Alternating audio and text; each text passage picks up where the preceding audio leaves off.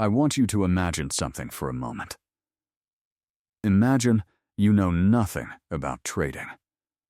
You have never studied technical analysis. You have never read a book about the stock market. You do not know what a moving average is. You do not know what earnings per share means. You have never sat in front of a trading screen in your life.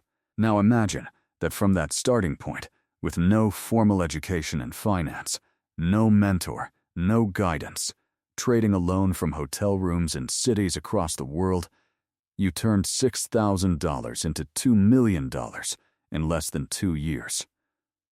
You would think that was impossible. You would think that kind of story only happens in movies. But it happened. It happened to a man named Nicolas Darvas. And the reason his story matters so much is not because of the money. It is because of what his journey reveals about what trading actually requires, and what it does not. Nicolas Darvas was born in Hungary in 1920. He grew up in a Europe that was being torn apart by war and political chaos. He escaped Hungary during World War II with almost nothing. He made his way across Europe, eventually landing in Paris, and then building a career doing the one thing he had always loved: dancing. By the early 1950s, Nicolas Darvas had become one of the highest-paid ballroom dancers in the world. He and his partner performed in theaters and nightclubs across Europe, America, and Asia. He was charming, talented, and successful in every way that had nothing to do with finance. He knew absolutely nothing about the stock market. And then one day, almost by accident, everything changed. In 1952, Nicolas Darvas received an unusual offer. A nightclub in Toronto could not afford his full performance fee, so instead of cash, they offered him shares in a small Canadian mining company called Brilland. Darvas accepted, not because he had any interest in stocks, but because he needed the booking. He paid almost no attention to those shares for weeks. And then one day he checked the price. The shares had nearly tripled in value. He had made several $1,000s without doing a single thing. And something woke up inside him. Not greed exactly. Something more like curiosity. A question that once it entered his mind, he could not stop asking. What if this could be repeated? What if there was a logic to this that could be learned? So Nicolas Darvas did what any curious person does when they discover something they do not understand. He started reading. He bought every book on the stock market he could find. He studied technical analysis. He read about fundamental investing. He absorbed theories, systems, and strategies from every direction. And then he started trading. And then he started losing. Badly. Over the next 2 years, Darvas lost most of what he had made on that first accidental profit. He tried following tips from brokers. He lost. He tried buying stocks that seemed cheap. He lost. He tried following the advice of financial newsletters. He lost. Every approach that everyone else was using, every conventional piece of wisdom that the financial world offered him, produced the same result. Losses. More losses. And the slow, painful realization that knowing a lot about something and being able to make money from it are two completely different things. But Nicolas Darvas was not built to quit. And somewhere inside all those losses, something important was happening. He was paying attention, not just to the market, to himself. He was noticing which decisions felt right and which felt forced. He was noticing the difference between acting on genuine analysis and acting on hope. He was noticing that the moments when he lost the most money were almost always the moments when he had listened to someone else instead of thinking for himself. And slowly, out of all that failure, an idea began to form. A simple idea. An idea so straightforward that when he finally committed to it completely, it would change everything. The idea was this: forget everything. Forget the tips. Forget the newsletters. Forget the complex theories and the fundamental analysis and the expert opinions. Just watch the price. Just watch how stocks behave. Because price, Darvas believed, tells you everything you need to know if you know how to listen to it. He began to notice something specific about the stocks that made the biggest moves. Before a stock made a major move upward, it would spend time doing something very particular. It would trade back and forth inside a range, up to a certain level, then back down, then back up to the same level, then back down again, as if the stock was gathering energy, building pressure, waiting for something. And then when it finally broke above that range, with strong volume behind it, it moved fast, and it moved far. Darvas called these ranges boxes. He imagined the price sitting inside an invisible box, bouncing between a floor and a ceiling, and his rule became simple. When the price broke out of the top of the box on strong volume, he bought. When the price fell back below the bottom of the box, he sold. No opinions, no tips, no hope. Just the box. Just the behavior of the price itself telling him what to do. It sounds almost too simple, and that simplicity is exactly the point, because what Darvas had discovered was not just a trading method. He had discovered something about himself. He had discovered that his biggest enemy was not the market. It was the noise. The constant flood of opinions and information and advice and emotion that pulled him away from what the price was actually telling him. Now here is where the story takes a turn that most people do not expect.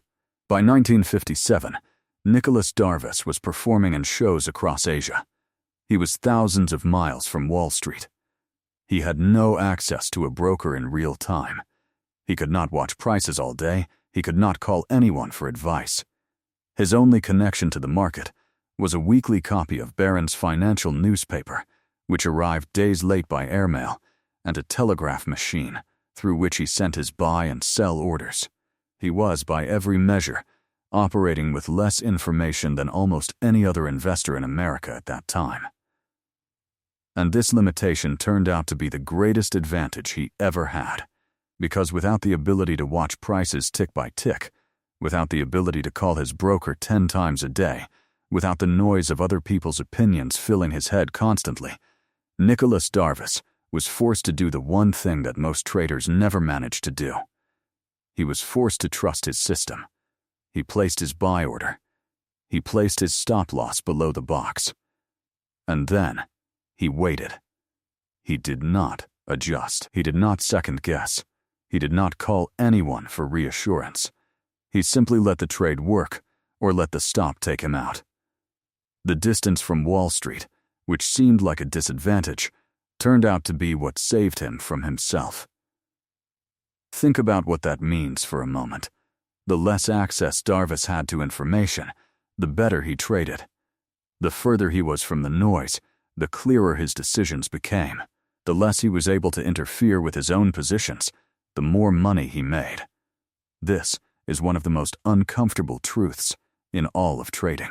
More information does not make you a better trader. More screen time does not make you a better trader. More opinions from more sources do not make you a better trader. What makes you a better trader is having a clear process and then having the discipline to follow it without letting the noise pull you away from it. Darvas did not choose that discipline. It was forced on him by geography, but the lesson is the same. Between 1957 and 1959, trading part-time from hotel rooms across Asia, Europe, and America, relying on delayed newspaper data and a telegraph machine, Nicolas Darvas turned an initial stake of around $6,000 into just over $2 million. He was not at a desk on Wall Street. He was on stage performing in front of audiences every night. He was doing it between rehearsals and performances and long flights between countries. He was doing it with less time, less information, and less access than virtually every professional trader in America, and he was beating almost all of them. When his story became public, the financial world did not know how to respond. A dancer, a man with no formal finance education, a man who did not even have a direct phone line to his broker for much of his most successful period, making $2 million in the stock market while performing in theaters. It did not fit the story that Wall Street told about itself. It did not fit the idea that you needed to be a professional, an insider, someone with access to information and connections and expensive research to succeed in the market. Darvas proved that none of that was necessary. What was necessary was something far simpler and far harder. A clear method, the patience to wait for the method to give you a signal, and the discipline to follow the signal when it came, without letting anything pull you off course. But I want to be honest with you now. Because the story of Nicolas Darvas is not just an inspiring success story, it is also a warning. And the warning is about what happened when Darvas came back. When his book, How I Made $2 Million in the Stock Market, was published in 1960, and he became famous, something changed. He started getting advice again. He started listening to people again. He started second-guessing his own system again. He started trading more actively, watching prices more closely, letting the noise back in, and his results got worse. Not catastrophically worse, but worse. The same man, the same method. But the conditions that had forced him to follow it perfectly were gone. And without those conditions, the old enemy came back, the enemy that lives inside every trader who has ever had a system and then found a reason not to follow it. This is the lesson that sits at the heart of Nicolas Darvas's story. And I want you to feel the weight of it. Because it is not the lesson most people take from his life. Most people hear the story of Darvas and they think the lesson is about the box method. They think the takeaway is a technical one. Find a stock building a base. Wait for the breakout. Buy on volume. Use a stop loss. And those things are true. That method worked. But the deeper lesson, the one that actually explains why he succeeded so dramatically, has nothing to do with boxes or breakouts. The deeper lesson is about the relationship between a trader and their own system. Darvas succeeded because circumstances forced him into a situation where he could not override his system with emotion.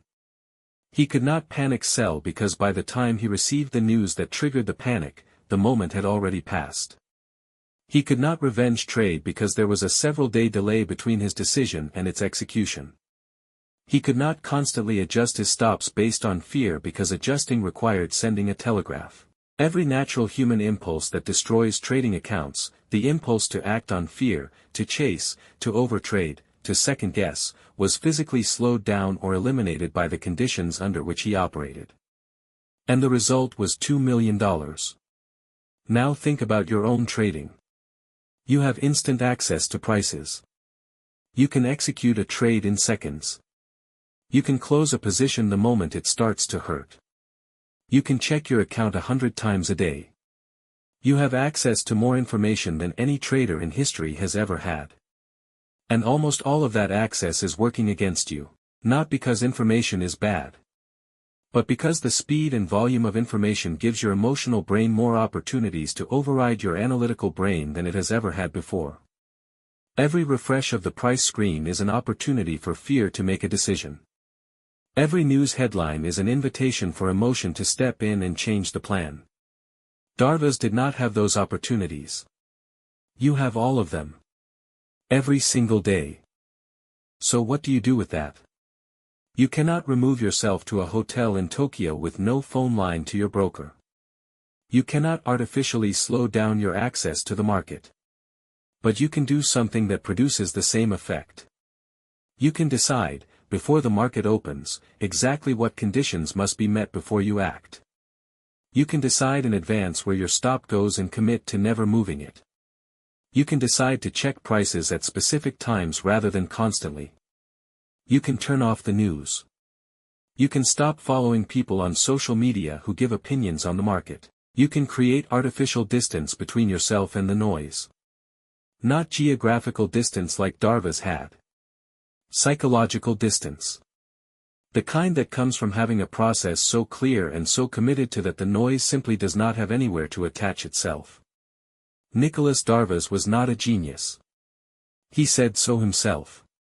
He was not a financial expert. He had no special access to insider information. He had no powerful connections in the financial world. What he had was a simple idea that he tested, refined through failure, and then committed to completely. And then, almost by accident, he was placed in conditions that forced him to follow that commitment without letting his emotions interfere. And it made him $2 million. The simplicity of that is almost offensive to people who have spent years studying the market. Because it suggests that all the complexity, all the analysis, all the information gathering, all the expert opinion that most traders surround themselves with is not making them better. It might be making them worse. The traders I have seen struggle the most are almost never the ones who know too little. They are the ones who know too much. Who have so many indicators and so many opinions and so many sources of information that they can always find a reason to second-guess what their core process is telling them. Darvas did not have that problem. His information was limited. His process was simple. And his results were extraordinary. There is a message in that for every trader who has ever sat in front of 5 monitors with 12 indicators running and still felt confused about what to do. The question Nicolas Darvas's story asks of you is not a technical question. It is not about whether the box method works or whether breakout trading is the right approach. The question his story asks is this. Do you have a process you genuinely believe in? And if you do, what would it take for you to follow it without interference? Not sometimes. Not when it feels comfortable. Every time. With the same calm detachment that a man in a Tokyo hotel room had when he sent his order by telegraph and then went on stage to dance while the market did whatever it was going to do. That detachment. That trust in process over emotion. That willingness to let the trade work without your constant interference. That is what made Nicolas Darvas rich. Not the boxes. Not the breakouts. The discipline to follow what he believed without letting anything pull him away from it. He was a dancer. He had no business making $2 million in the stock market by the standards of everyone who believed that success in trading required expertise and access and years of professional training. But the market does not care about credentials. The market does not care where you came from or what you studied or who you know. The market only responds to one thing. Correct behavior, consistently applied, over time. Nicolas Darvas gave the market that. And the market gave him back everything he had worked for. And then some. The stage is set. The music is playing. The only question left is whether you are willing to dance to the rhythm of your own process instead of the noise of everyone else's opinion. Nicolas Darvas knew that answer. Now you do too.